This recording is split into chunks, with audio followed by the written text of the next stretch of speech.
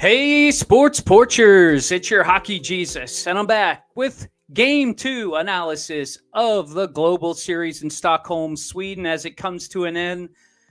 The Pittsburgh Penguins get a little bit of revenge in a third period, a third goal first period.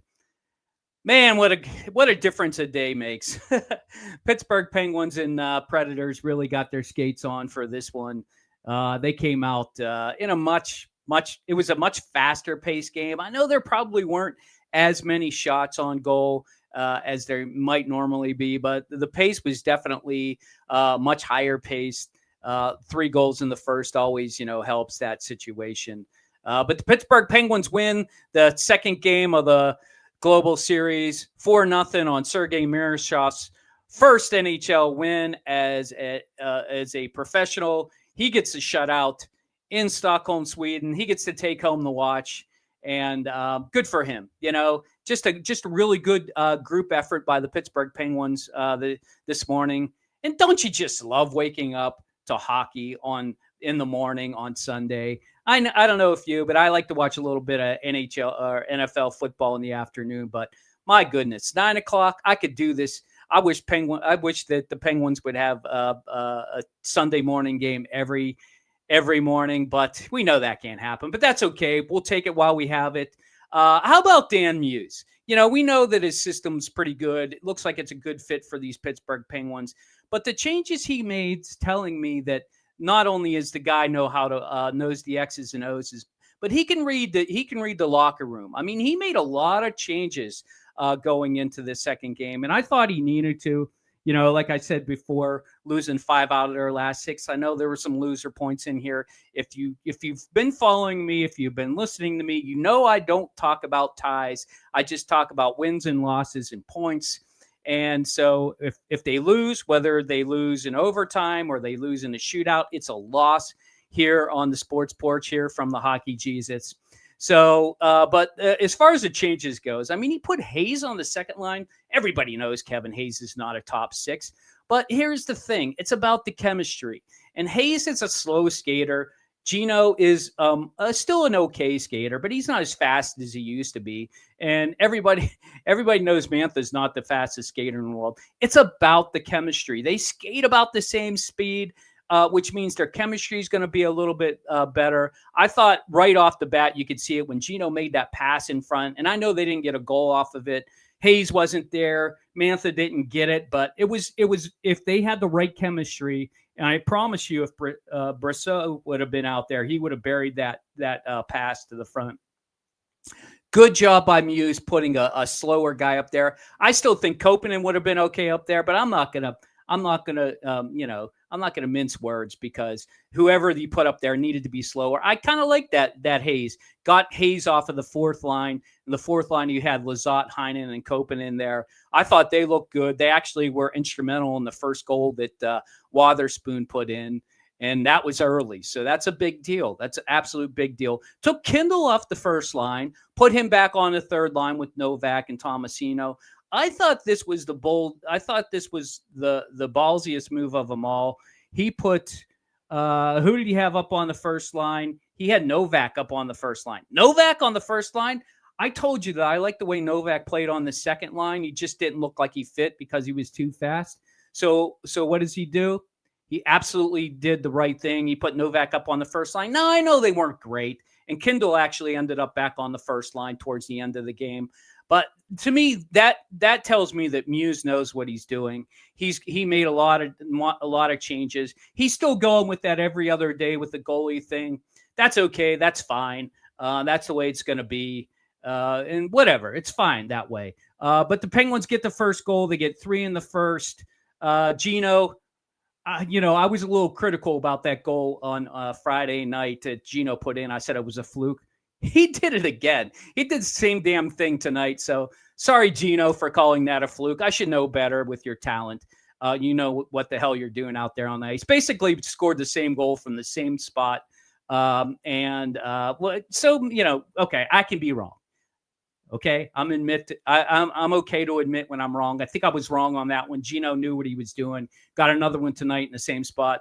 Sid gets just gets a rebound goal. Soros was off a little bit. UC Soros was off a little bit tonight. That actually, the rebound wasn't his fault. The defenseman went to clear it right to Sid, and he buried it. Great shot by Sid there. 3-0 was really all they needed. The one thing I do want to show is Murashov gets his the highlight of tonight's going to be Murashov, and it's going to be early in the game because I want to show you what poise I think this kid has. Okay, this is with about 13 minutes still remaining in the first period. It's 1-0. This is probably something you didn't recognize, but it's something I want to show you because I think it just shows that Murashov knows how to make a save and what kind of save to make. Okay, so let me pull up, let me share my screen here for a second. Pull up the window. Here's the window. I'm going to share it with you guys. Okay, so like I said, 13 minutes left in the game here, 13:46 to be exact. Predators are just dumping it in, okay? You got Clifton on the ice with Graves. And I think maybe Gino's on the ice. I don't know. We'll roll it forward here, and we'll see what the forward line is on the ice. But Nashville just dumps it. Let's roll it forward a little bit here.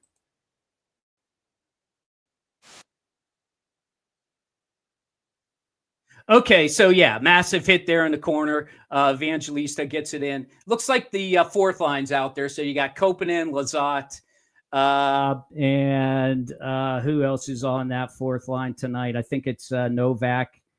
Anyway, yeah. So they're in the corner here, and watch. They're going to clear it out to the blue. Okay, right here. This is where it's really interesting. So right here, Forsberg here is just going to shoot it towards the net. I don't like this at all. Anytime you see two guys behind the defense here, Clifton made that big hit in the corner. He's coming back. I don't know what Graves is doing, honestly. He should not be out here this far. He should have probably just stuck with this guy back here. Graves is definitely out of position. So Murashov's here. Forsberg's going to shoot it in. Watch what Murashov does. Instead of just making the save and giving a rebound out in front where he's got two guys, watch where this puck goes. Boom. You saw the puck come in here. What did he do? Look, these two guys are here ready to pounce right on that rebound. What did Murashov do? Boom. Deflects it right into the corner. No harm, no foul. Let's just play it forward to the end. And that's it. It's in the corner. After that, the play's over. The Pens are going to be able to clear it. So I'm telling you, this kid Murashov's got some talent. That right there just shows you that he knows what the play is. If he tries to make a pad save and it comes out to the front because he can't control the rebound, nope, that's probably a goal when it's 1-1. Totally different game. Instead, he kicks it into the corner. Pens clear. Love this. I love this kid. I think he's going to be a really good goalie. That's just the small fraction of what I noticed tonight. I was going to show that. I was going to show that Gino pass, but I think that's more important for you to see. So it's the small intangibles that make a big difference, I think, to the Pittsburgh Penguins. And tonight, that's what you got to see with the Pittsburgh Penguins. The other thing that I thought that was pretty good for the Pittsburgh Penguins, the second period, they didn't have a lot of shots, but they were back and forth. They killed 3 penalties. They were 3 for 3 in the second period with the penalty kill. Penalty kill was great in the second period and as well in the third period. They had to kill one off in the third period. The thing that I liked about the third period the most was no goals in the first 5 minutes and then no goals in the next 10 minutes. When you have a 3-goal lead, it's really important to not give up any goals in the first 5 minutes because that can really be a bad sign for a team that maybe is willing to be able to make it the whole way back.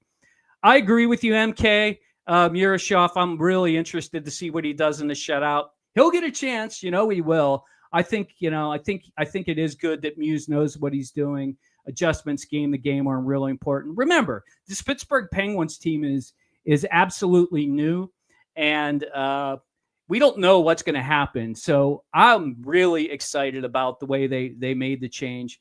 I have to tell you, though, I'm not very excited about the fact that I got to wait till next Friday to watch another game because Penn's got a little bit of traveling going on and all that stuff. So That's just the way it is. That when you play in Sweden, they're gonna be a little jet lag getting back. I hope that doesn't mean in the back-to-back games on Friday and Saturday that we can see bad things happening. But hey, Koivu's out day to day. We found out he has an injury, so he's going to be out day to day. The one thing that I think we need to pay attention to is Brunick was scratched again. Harrison Brunick, our rookie defenseman, he hasn't played in over a couple weeks. I don't know what that means. I really don't. I wish I could tell you. I really want to make something up, but that's not what we do here on the Sports Porch. We give you our honest opinion, but we're not just going to make shit up here. So Brunick was scratched. I'm hoping to see him play Friday. Honestly, Graves didn't look that great today. So maybe he'll get a play on Friday. Not really sure about that, but I promise you one thing. I will be back Friday night after the game because I'm here after every single Pittsburgh Penguins game. I don't care if it's 9 o'clock in the morning. I don't care if it's 10:30 at night. I'm here giving you my analysis. I'm hoping you're enjoying it. If you are, hey, hit that subscribe button, hit that bell. You don't really need the bell because, I promise you I will be here after every game, and that's my promise to you. I'm here also with my buddies. We'll probably be doing a post-Steelers game this afternoon, and we'll also be doing, as always, every Monday night at 7 p.m., me and the Buzz get together, and we give you more than just the Penguins. We give you everything Pittsburgh Penguins sports-related. Probably should have been at the Pitt game yesterday, but they got their asses kicked, so let's not talk about that. Let's keep it on hockey. And that's it for me tonight. Enjoy the rest of your day, the rest of your weekend, and I will catch you Friday unless I see you on the porch on Monday night. Until then, enjoy your hockey. Thanks for stopping by, and I'll see you at the next one.